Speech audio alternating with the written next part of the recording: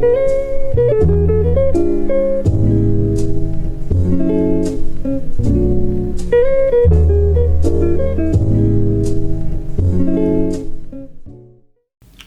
back to the Duke Talk podcast.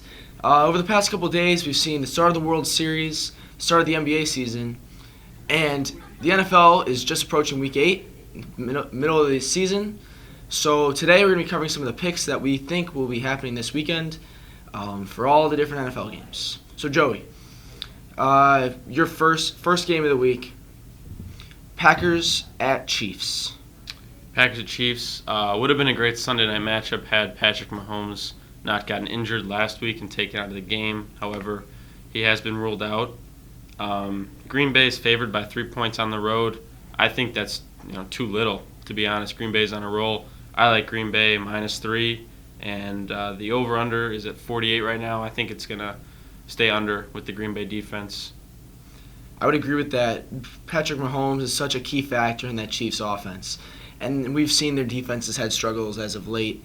So I do think that, like you said, the Chiefs only getting 3 points at home is not enough, especially with Patrick Mahomes out. So Packers will definitely cover.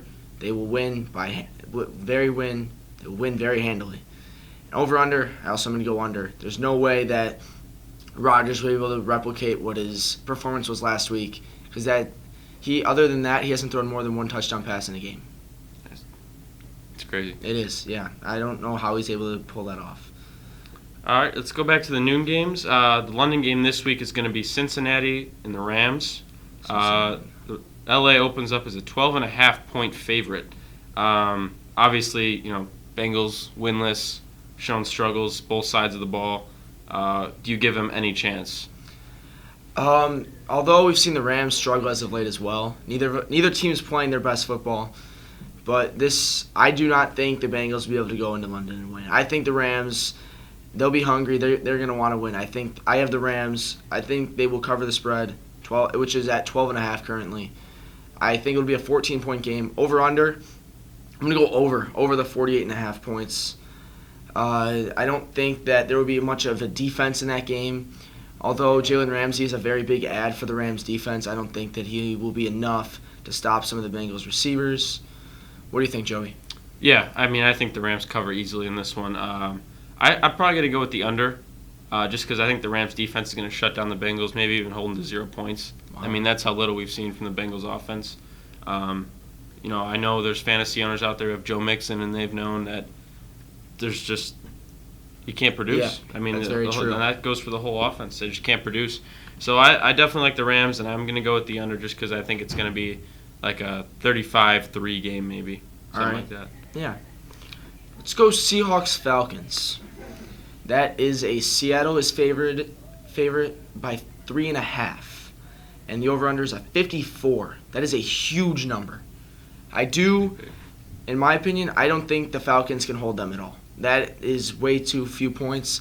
We haven't seen any spurts of greatness from the Falcons. Matt Ryan's not the same he is. Julio Jones is having a down year.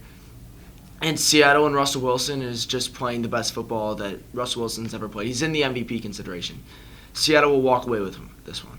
Yeah, I have to agree. Without Matt Ryan, Matt Schaub, he's had a decent career as a backup or even a starter in Houston, in the recent memory.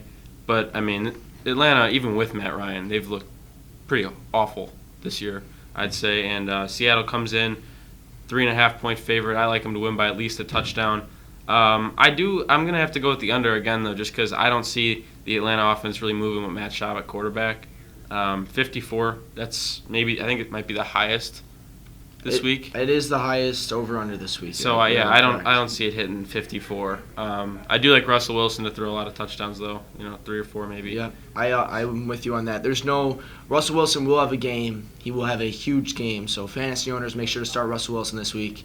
And I don't think the Falcons will do enough to keep up with them, so I think also with the under. They will score a lot of points, but the Falcons will score so little.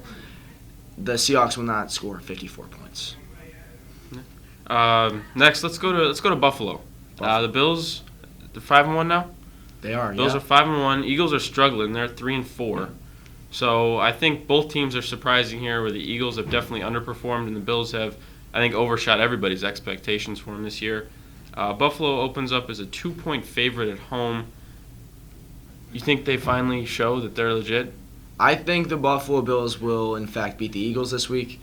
They're just playing football that it's going under the radar. I think this is the game, the statement game against the Eagles, a very well-known team, and everyone knows what they can do. I think the Buffalo Bills hold their own at home, and they're going to win. Over under 43.5. I'm going to go under on this one. I think it's more going to be a battle of the defense, despite the fact that neither team is having great years defensively. Yes, they're both playing well, but nothing is phenomenal. I do think they go under on this one. What do you think? I'm going to go against you here. I think Philly's going to bounce back big time. I mean, they were on national TV last Sunday night in Dallas, and they got embarrassed. Very true. I think this is going to be a game where they come back. They get a big win in Buffalo. I think it's going to be a low-scoring game. I think the defenses are both going to show up this week. But I got to go with Philly because I think they're too good of a team with too much talent to fall to 3-5 in a division where, besides the Cowboys, the Giants and Redskins aren't really threats to win the division. Mm-hmm. So I think they want to stay in contention for that. So I think they come back here, especially because they're only 2-point underdogs. I definitely think they'll cover the spread. Over under 43.5. I'm going to go under again, just because I see this being a dogfight in a low-scoring game. Mm-hmm. Both offenses haven't really shown that they can put up a lot of points yet this year. All right, I see that. I want to go to New Orleans this time. After last week, New Orleans put a butt whooping on the Bears, and the Cardinals, or Kyler Murray's not living up to expectations so far. What do you think there? I think Kyler Murray has shown a lot these past few weeks. Arizona's red hot, 3 in a row. I mean, they started the year 0-3-1. They're 3-3-1 right now. And they look like they might be young and up-and-coming offense. New Orleans opened up as an 8.5-point favorite. I think that's crazy because the Cardinals have won 3 in a row now. So I think New Orleans will probably win by a field goal, but I'm going to take the Cardinals to cover the spread there. Over under 48, I'm going to go over. I think this will be a very high-scoring game. Saints put up 36 on the Bears last week. Arizona's got a nice offense going right now. I think it hits the over here. What about you? I'm going to go against you. I think the Saints cover the spread. We've seen some great football from them, despite the fact missing both Drew Brees and Alvin Kamara. Kamara is not yet ruled out for this upcoming weekend, so that should be interesting. I do think that Teddy Bridgewater he's getting his second chance finally, and he deserves it, and he's playing the best football he's played since he was back at Louisville. And no, that was Lamar Jackson. Lamar Jackson was Louisville. Lamar Jackson was Louisville. I take that back. But regardless, I do think that he is playing the best football that he ever has. And I think that after this year, when Drew Brees comes back, he will find himself a new home somewhere else and be a QB number 1 for good. I am also going to take the over because both teams have shown that they can score a lot of points this week. And 48 is just not enough to cover both these teams. I'm actually going to correct you there. Teddy Bridgewater did go to Louisville. He did? He did go to Louisville. Okay. Yes. I was right the first time. Got it. He was, I think he was drafted back in 2012, so he's an older. Yeah. He's a veteran now, which is weird to think about. Let's just get to it now. The Bears play host to the Chargers this week, who've also very underperformed this year. I mean, the Chargers came in, a lot of people picked them to win the Super Bowl. Mm-hmm. They haven't shown that they could even contend in their division, which doesn't look too good. They've been very unlucky with the injury bug. They've had True. Melvin Gordon started off sitting out part of the year, but then Austin Eckler was stepping up. However, then you have injuries start piling up on their offense and on both sides of the ball, and that I think will come into play here. I do think the Bears will bounce back after losing last week against the Saints. I do not think they cover. I think they win by a field goal. So I have the Chargers covering the Bears 5.5 spread. Yeah, I agree. I think the Chargers are going to cover because the Bears are favored by 5.5, and that's crazy because I don't know if the Bears are even going to. They haven't shown that they could put up points yet. I mean, you look at last week, before garbage time, the Bears put up 10 points. One was a kick return touchdown, so special teams, and the other was a field goal that was led by a defensive turnover. So the offense, I mean, when you have 83 yards offensively in the first half, you're never going to win a game. That's very true. And I still don't believe in Trubisky because he hasn't shown he could be an average quarterback in the NFL. So I think the Bears will bounce back at home here because the Chargers have struggled a lot too. And they had a players-only meeting this week. I think they're really gonna turn it around here. I hope Trubisky can show that he can throw the ball. But I don't think they're going to win by 5.5 or 6 points for that matter. So I like the Chargers to cover. The over/under is 40 on that game. Definitely go under because obviously the Bears' defense is one of the best in the league, and their offense is one of the worst in the league. I do think it'll be a low-scoring game, but like I said earlier, the Bears will cover. The Bears will not cover. They will win by a field goal. Yeah, I have to agree. The under here is – you can't pick the over here just because the Bears haven't shown they can score points. Yeah, they're consistently scoring under 20 points. It's not what you want to see if you're a Bears fan hoping for a Super Bowl push this year. And let's just go right to the Monday night game, finish off with that. All right. I got to say something. The NFL has done a very poor job of scheduling primetime games this year. I would agree with that. There has not been any.